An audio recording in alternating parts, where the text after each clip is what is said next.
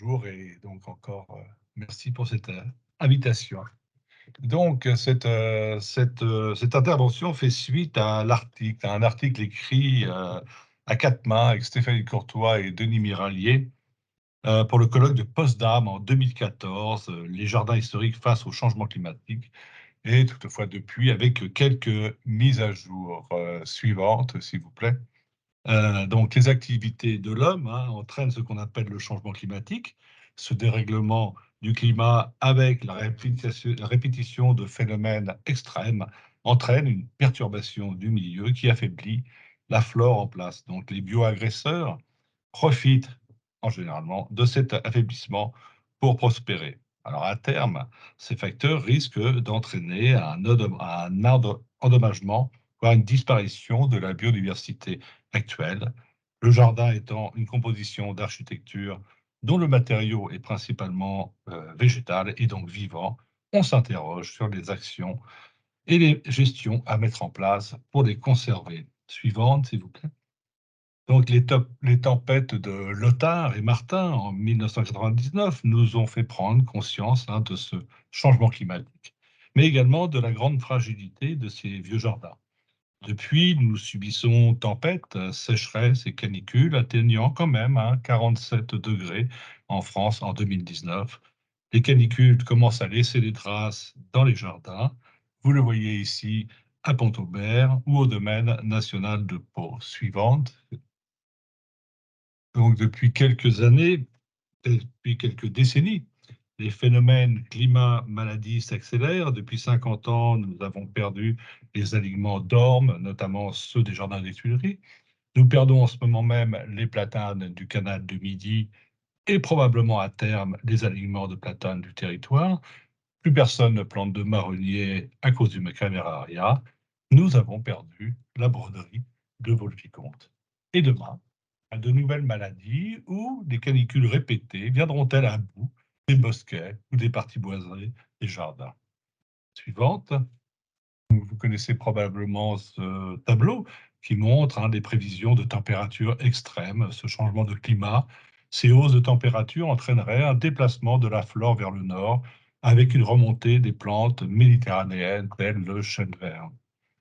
Toutefois, Jean-Michel Soubérou, directeur adjoint de Météo France, admet que si, dans les 2 ou 3 prochaines décennies, le futur est déjà écrit, il précise qu'à partir de 2040-2050, tout est possible et que cela dépend de nos actions pour réduire les émissions de gaz à effet de serre. Soit le réchauffement s'atténue, soit on va arriver à un climat très éloigné de celui qu'on connaît actuellement en France, un véritable saut vers l'inconnu dans un climat jamais expérimenté dans l'Hexagone ni même en Europe, souligne le journaliste du Monde. Suivante.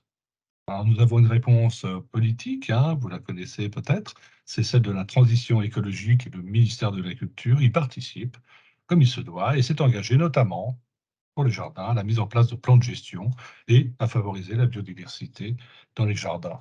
Suivant. Dans ce monde des jardins, que se passe-t-il aujourd'hui? Suivante, s'il vous plaît. Aujourd'hui, il semblerait que tous ces phénomènes que l'on ne peut séparer, climat, maladie, biodiversité en danger, provoquent un début de rupture dans la représentation du jardin. Le jardin, pour certains, n'est plus une création de l'homme, n'est plus un espace culturel, mais un espace naturel ou pouvant redevenir naturel. C'est ce qu'on appelle la renaturation. Alors, il y a de plus en plus de signes, je vous ai mis quelques exemples. Le jardin n'est plus au centre du territoire qu'il organise, mais dénote dans le paysage. La composition régulière, serrée et monospécifique des aliments est très attaquée, considérée comme une composition, une tradition du passé. On rejette également l'artificialité des jardins et de là son histoire, notamment le voyage des plantes et de l'acclimatation. Il y a un repli régionaliste, parfois nauséabond, qui rejette les plantes exotiques et privilégie les végétaux indigènes, les fameux arbres de nos régions. De plus en plus, il existe d'ailleurs des listes de végétaux interdits ou déconseillés parce que exotiques. Alors Gilles Clément, le grand paysagiste français, s'élève depuis longtemps contre cette politique qui, je cite, devient suspecte à mes yeux parce que cela engage toute une philosophie que je ne partage pas.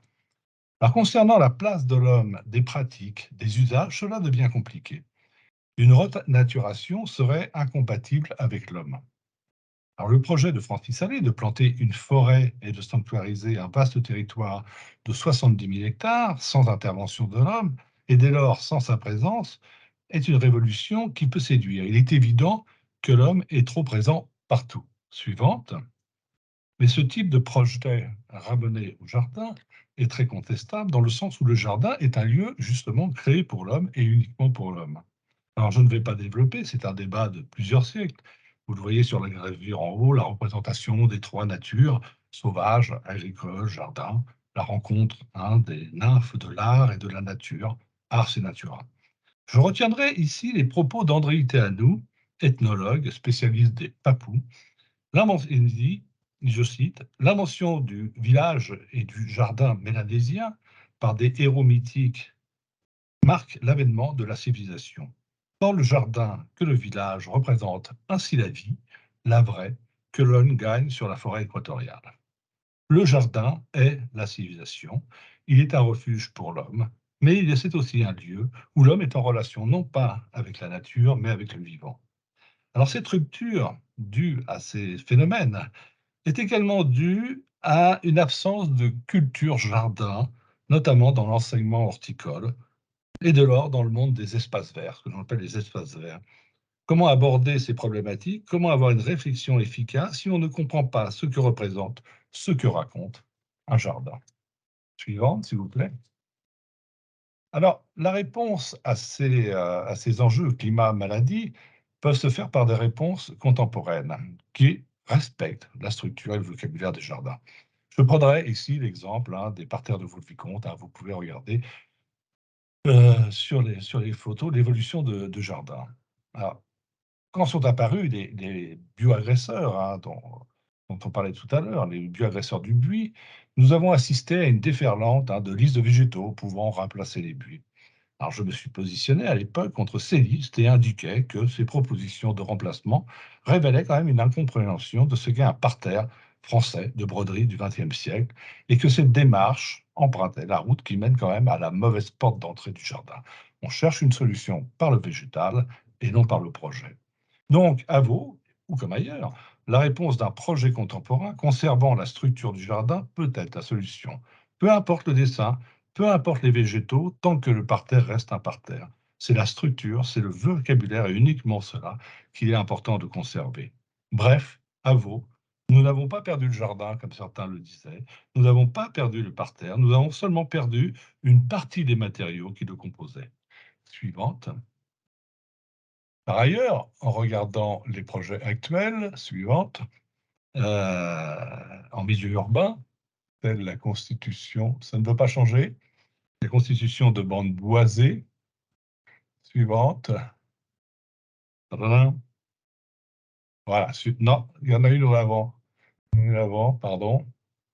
Mais regardez, ça fait rien. Donc, par ailleurs, voilà, par ailleurs, avant, en regardant les projets en milieu urbain, telle la constitution de bandes boisées au pied des arbres dans les rues, les aliments irréguliers et les fameuses forêts urbaines, tant injustement critiquées de Michel Desvignes, on s'aperçoit que ces projets contemporains, qui sont très riches, reprennent le vocabulaire et la structure des compositions historiques que l'on peut trouver dans les jardins ou les paysages anciens. Suivante, s'il vous plaît.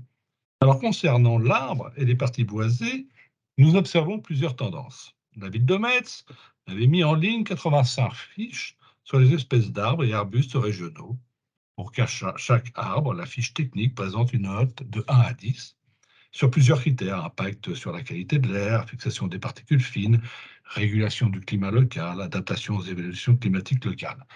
Encore une liste que critiquait Gilles Clément. Donc la création de listes de végétaux résistants au changement climatique alors que nous avons vers l'inconnu me semble être une perte de temps. En fait, il ne s'agit que d'un renouvellement de la palette végétale. Cela n'intervient pas sur la dynamique des sols, cela ne règle pas le problème des maladies, cela ne règle pas le problème de tempête hivernale. Et encore une fois, on ne s'intéresse qu'aux matériaux et non à ce que pourrait être la ville de demain. Suivante, s'il vous plaît. Alors la démarche de l'ENF est très intéressante. Elle est à mi-chemin entre l'anticipation et l'adaptation.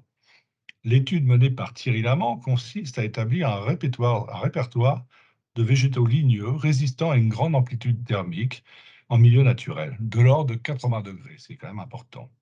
Pour ensuite les étudier, les acclimater sur le territoire, hein, c'est une vieille pratique des forestiers, afin de replanter la forêt dans un but toutefois économique. Mais, selon Francis Allais, il ne serait pas exact de dire que la forêt souffre du changement climatique. Certes, quelques arbres y laissent des plumes, mais il considère que si l'on préservait l'écosystème, ce qui n'empêcherait pas d'ailleurs le regard économique, la forêt serait capable seule de répondre à ces perturbations annoncées du climat. Alors c'est intéressant parce que l'ONF dit parfois à peu près la même chose, mais comme souvent, Gilles Clément résume bien la situation.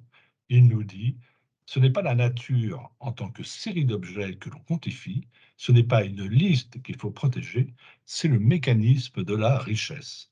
Protéger le mécanisme de la richesse n'est ni plus ni moins de la conservation du patrimoine. Suivante, s'il vous plaît. Alors, que fait le ministère de la Culture français? Donc, les parcs et jardins des domaines relevant du ministère de l'Agriculture couvrent une surface à peu près de 2500 hectares. Plus de 1100 hectares sont composés de bosquets ou de parties boisées. Alors, le choix, en fait, a souvent été dans le passé de préconiser des restaurations sur les parties boisées, faisant appel à des compétences externes, comme ce fut le cas au domaine de Versailles. La restauration d'un bosquet, c'est-à-dire la replantation de l'ensemble, est une solution possible quand et uniquement quand on ne peut pas faire autrement. Alors, il ne faut pas négliger cependant le coût financier et l'impact sur la déstructuration des sols. Or, la conservation de la dynamique d'un sol forestier est primordiale pour espérer une adaptation de la végétation au changement climatique.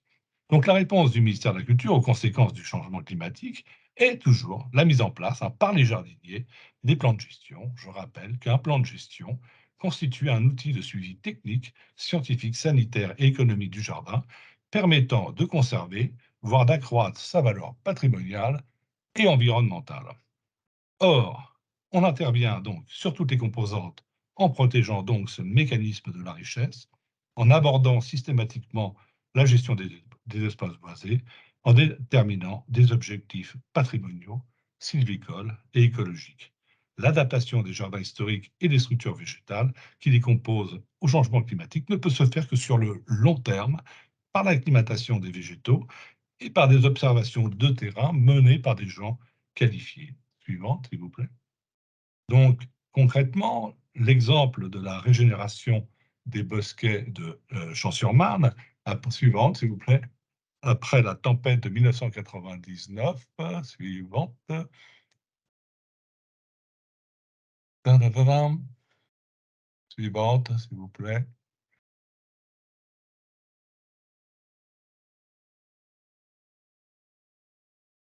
La diapositive 14, en principe.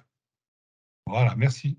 Donc, concrètement, l'exemple de la... Non, c'est avant. Il y en a une, c'est celle d'avant, pardon. En effet, je pense qu'il y Donc, a du retard entre les d'accord. diapositifs. Vous voulez bien l'implémentation du plan de Non, c'est gestion? avant, celle d'avant, où il y a D'accord. une photo aérienne, voilà, c'est celle-là. OK. Donc concrètement, l'exemple de la régénération des bosquets de Champs-sur-Marne, après la tempête de 1999, montre qu'on a largement dépassé le stade théorique. Alors vous noterez en bas à gauche la permanence des bosquets de Champs-sur-Marne depuis 300 ans. Généralement, on peut généraliser ça au jardin français. Les espaces boisés sont des très très vieux milieux, très anciens, avec des vieux peuplements et épargnés par les transformations. Je tenais également à vous montrer sur le croquis de droite comment, à partir d'espaces forestiers, au XVIe, au XVIIe, les bosquets jardiniers sont apparus. Alors, dès lors, il n'est pas étonnant, comme le constate l'écologue Aurélien Huguet, ces jardins à la française hébergent une faune, une flore et des habitats d'une diversité, d'une qualité biologique surprenante, démontrant ainsi que rigueur formelle et biodiversité peuvent coexister. On est bien d'accord avec lui. Suivante, s'il vous plaît. Donc, en 1999, tout est tombé à Champs-sur-Marne. Ce jour-là, nous avons perdu les arbres, beaucoup de poésie, certes, mais nous n'avons pas perdu le sol. Donc, nous avons donc réalisé un plan de gestion avec des diagnostics, notamment sur le potentiel de régénération des parties boisées, et défini des objectifs.